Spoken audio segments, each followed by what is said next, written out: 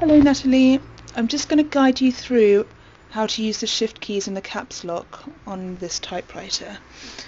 Okay, so the shift keys are up at the moment. It's this key and this key, both the plain keys.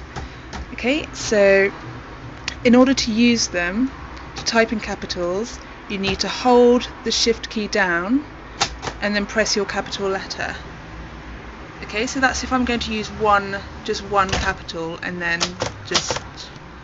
I'll just release it and start typing in normal letters. But if I wanted to use a lot of capital letters all in a row, I press down the caps lock, which is this small button here, and then that holds down the shift, and then that enables me to type all in capital letters.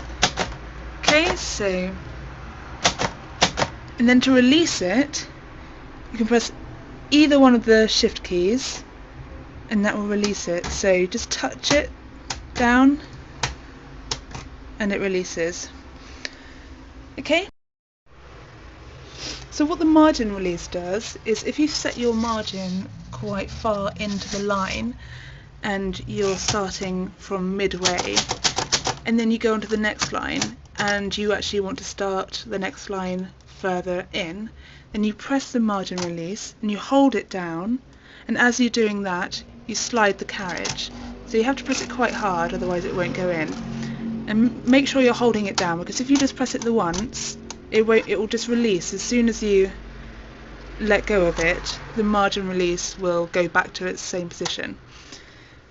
Okay, so the margin release, you hold it down, and then as you're holding it down you move the carriage, and that's fine.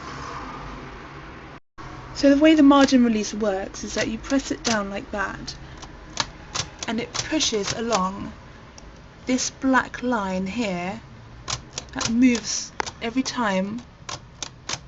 You see it moving every time you press it. It pushes out, and then that bumps into this flap, and the flap moves in, and then as it moves in, it moves this margin release, which enables it to go past. So you've got to make sure that as long as this black piece of metal, which is connected to the actual margin release up here, that's moving, and there's no reason why this flap shouldn't be moving, and then no reason why this shouldn't be moving in enough. So if you check those, just make sure you're pushing it hard enough for it to go past, then it should work and it should be fine. If it doesn't work, then it's not too much of a bother, because really all you need to do is just alter your margins.